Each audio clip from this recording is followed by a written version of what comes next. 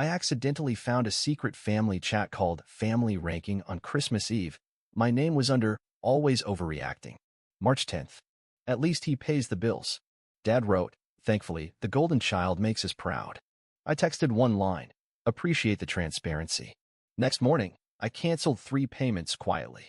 That night, they found a USB in the mailbox. Inside, one file. Play_me_last. They never got to the end.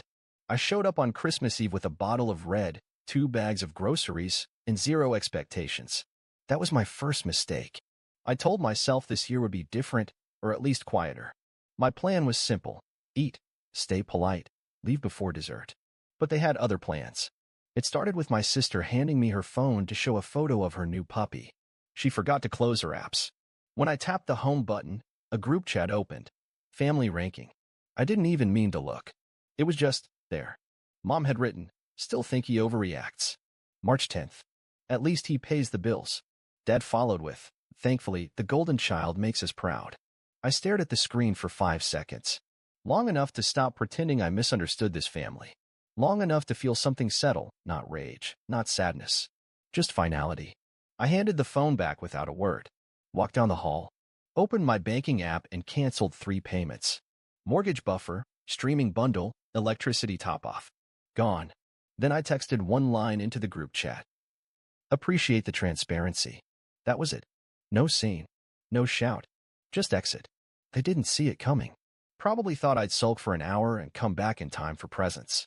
But by then I was already driving home through black ice and backlogged traffic, wondering how many years I had mistaken tolerance for love. Because this wasn't new. Not really.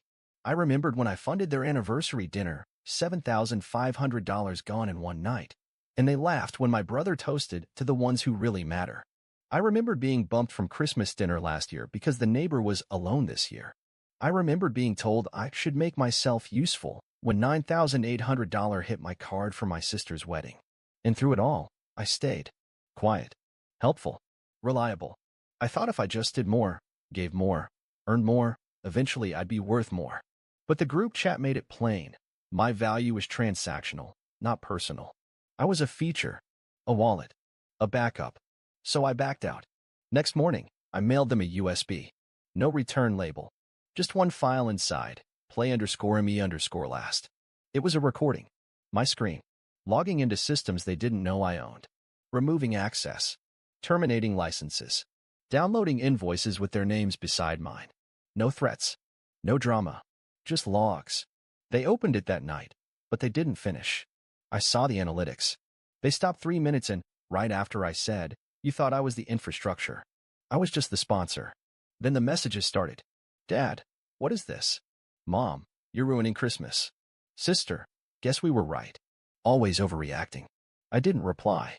I didn't need to. They never made it to the end of the file, the part where I said, this isn't revenge.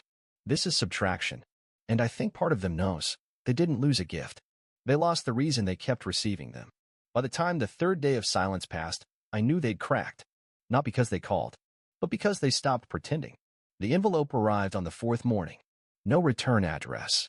Inside, a list of transactions I'd canceled. Handwritten, red ink circling totals. We relied on this, someone had scribbled. Below it, in different handwriting. You've made your point. Enough. They still thought this was a message. They hadn't realized yet, I was pulling the entire system out from under them. I didn't respond. Instead, I opened the family shared cloud account. Removed my business credentials. That account had hosted their backups, their home camera footage, even my sister's wedding videos.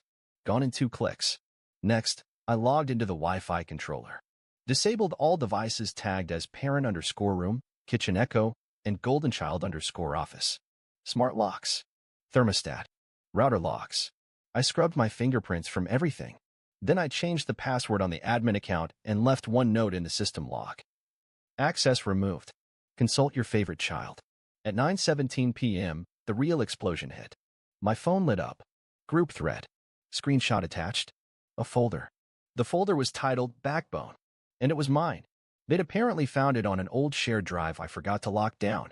Inside were receipts, wire transfers, contracts, a full archive of every dollar I funneled into this family over the last 7 years.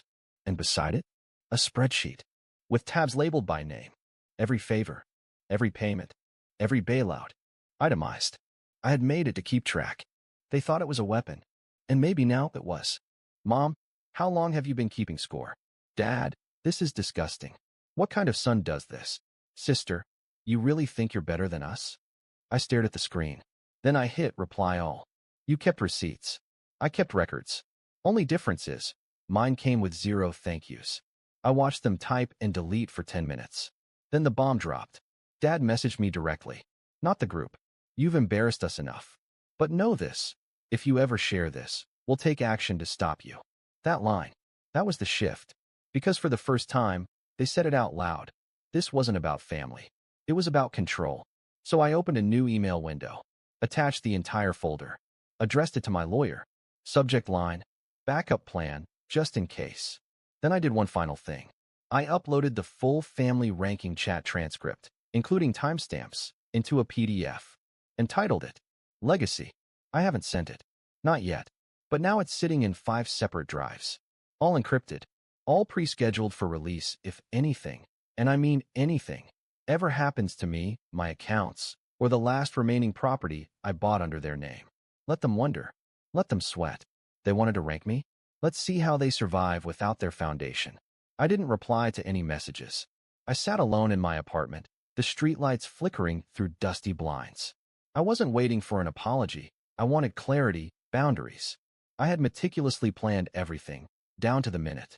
This was the final stage. I began 3 days earlier.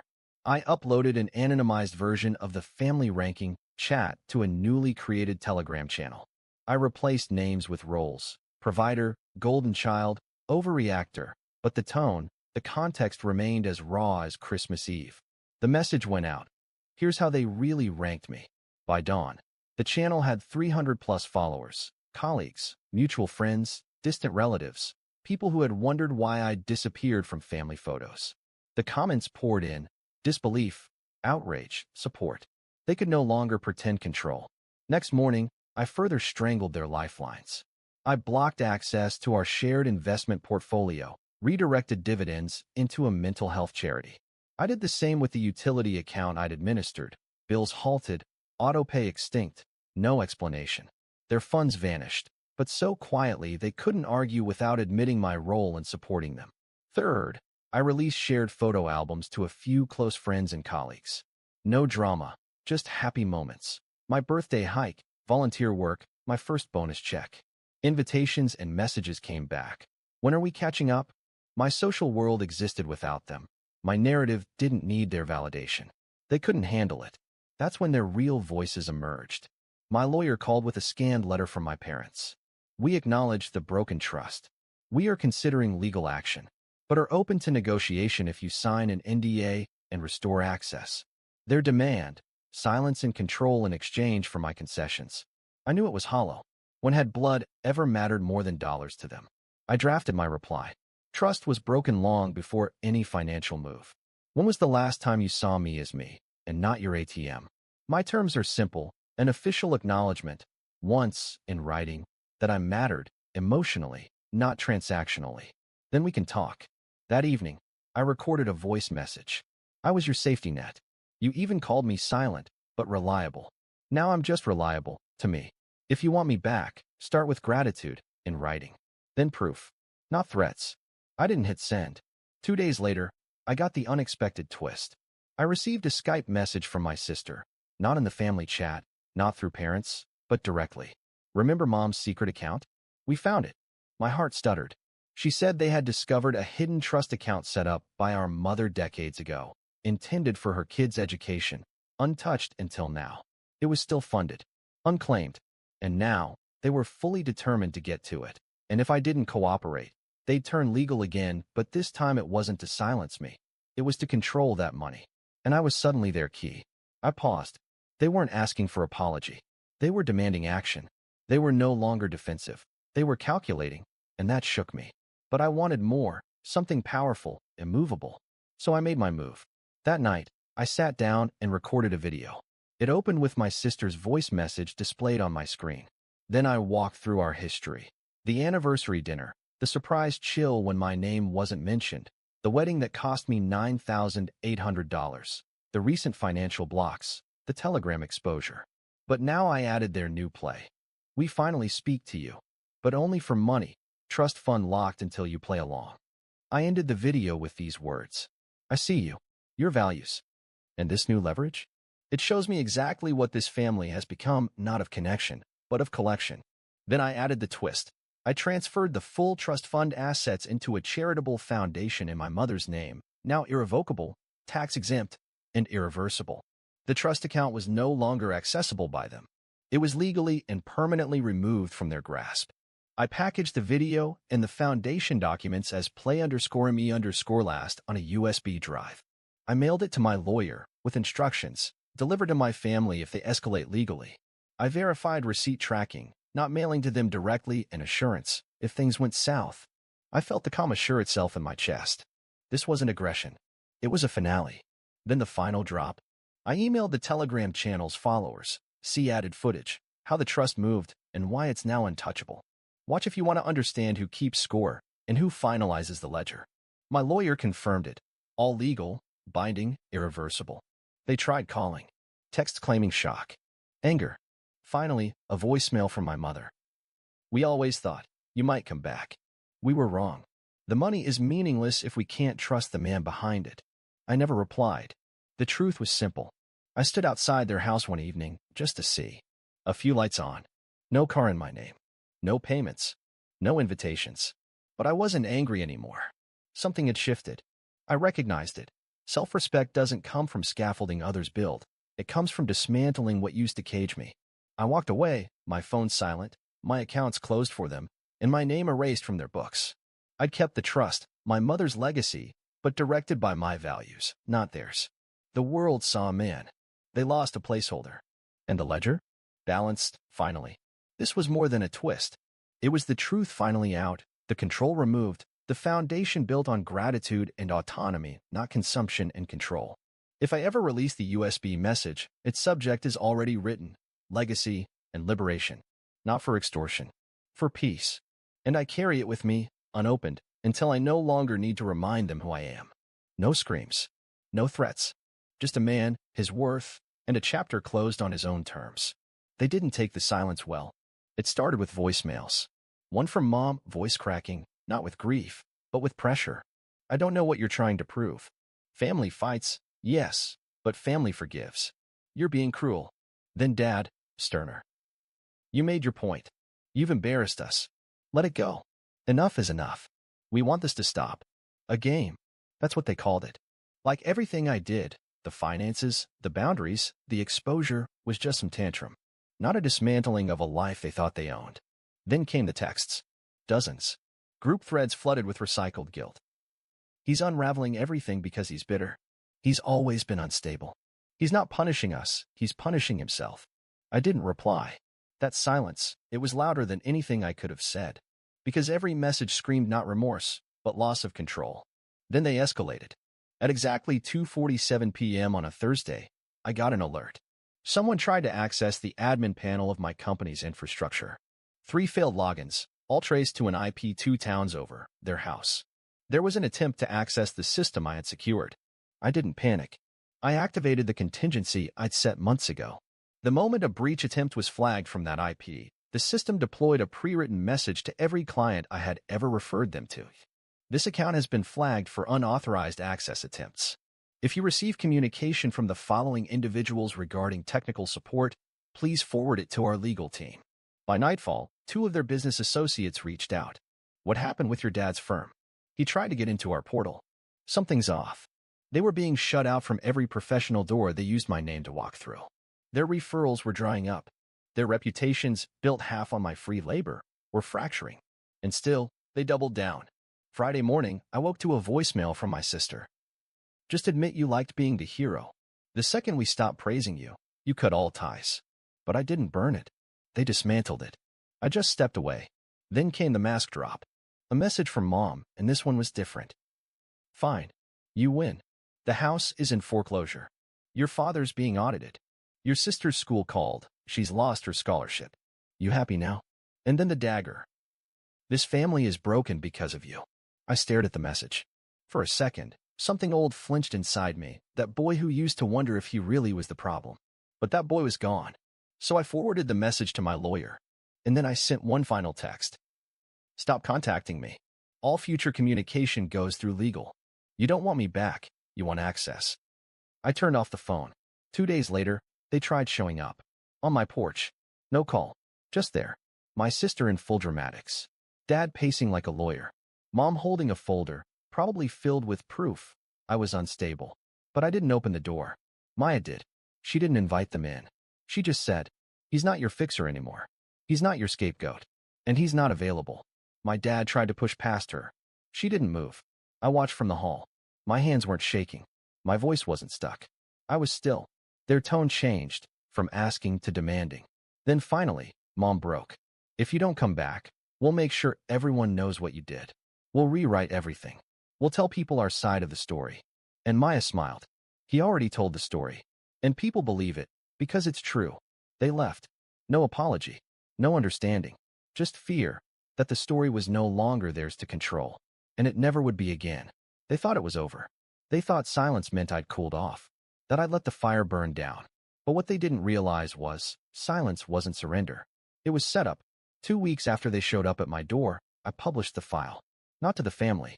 Not in a rage-fueled post. I did it methodically. Deliberately. It was called a record of care. I sent it to 3 places. Their community Facebook group, where they liked to pose as pillars of generosity. The alumni board of my sister's college, where she was applying for an assistant role. A local journalism contact, who owed me a favor. Inside the file, bank transfers spanning 7 years. Screenshots of the family ranking chat. Voicemails, transcribed. The failed breach reports. The recorded voicemail. This family is broken because of you. And finally, the trust fund reroute paperwork, showing every cent legally redirected. I ended the file with one line. They call me dramatic. I kept receipts. The response? Nuclear. Within 24 hours, the Facebook post had over 1,200 shares. Comments flooded in. Old neighbors, teachers, even people I hadn't spoken to in a decade. I always wondered why he disappeared from family events. This is heartbreaking and powerful. If this is true, they owe him everything. Even the journalist messaged me. Would you go on record? I declined. The facts were enough. No interviews. No profile pieces. Just truth. My sister's job offer was rescinded. Not because I asked for it. Because the hiring manager read the transcript where she laughed about making the loser brother useful. My dad's firm began losing clients. Quietly. One by one. The kind of cold, professional exodus you can't argue with. My mother? She tried damage control. Posted a long Facebook essay about private family matters being twisted by a misunderstood son. It was ratioed within hours. Someone even linked the folder in the comments. Top-liked response. Troubled? No. Just finally done. And then came the part they never expected. The ripple.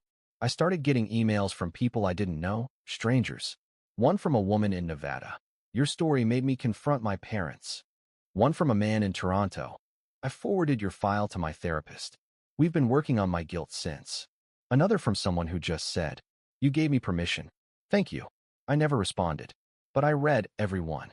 Because for once, my silence wasn't isolation. It was connection. They couldn't spin the narrative anymore. The golden child wasn't golden. The martyr wasn't dramatic. And the one they ranked 3 out of 10 had just shown everyone the scoreboard. And here's the irony. I never wanted to destroy them. I wanted them to see me. But when they wouldn't look, I showed everyone else. And now, they can't look away. They showed up one last time. No warning. No lawyer. No pretense. Just 3 people on my front step. Mom in a long coat like she was going to church. Dad in that same blazer he wore to court. And my sister gripping her phone like it could protect her from the truth. I didn't open the door right away. I stood behind it. Watched them through the peephole. They didn't knock. They just stood there, still, rehearsed, waiting for a signal that I'd return to form. That maybe, after all the fallout, I'd finally let them speak. I did. Maya answered instead. She opened the door, stepped aside, but said nothing. They took that as permission. It wasn't. They filed in quietly, like mourners at a funeral. Only they didn't know. It was their relevance being buried. My dad cleared his throat first. Like always. We made mistakes. But families move through that. He looked at me like he expected a handshake. I just stared. Mom followed. You hurt us. But we understand. We know now how much you did, how much we depended on you. Then she added, carefully, we'd like to rebuild, but we need to do it as a family, not with the world watching. There it was. They didn't want peace. They wanted secrecy. They didn't come to apologize. They came to recontain me. I said nothing. So my sister spoke. And she snapped. You destroyed everything. You humiliated us. Why? Just because we didn't say thank you enough? I almost laughed. Instead, I walked to the kitchen drawer, pulled out a printed sheet, and laid it on the table. No words. Just text in 16-point font. You didn't lose the dinner. You lost me. I turned it toward them. Watched them read it. My mom looked like she might cry. My dad turned pale. My sister scoffed. So that's it. You're cutting us off forever? Over this. I finally spoke. First time in months. Not over this. Over 20 years of being convenient, quiet, and erased. You said you didn't need me. I believed you. They didn't move. Didn't argue. Because they knew now, they weren't talking to the fixer. They were talking to the exit wound. I walked to the door. Held it open. Not angrily. Not even coldly. Just done. They left. No hugs. No fake lines. No, we'll talk again. And as they stepped off the porch, I said the last line they'd ever hear from me. Legacy isn't what you build. It's what survives when you're gone. Mine. Still standing. Door closed. Silence returned. And for the first time, it wasn't punishment. It was peace.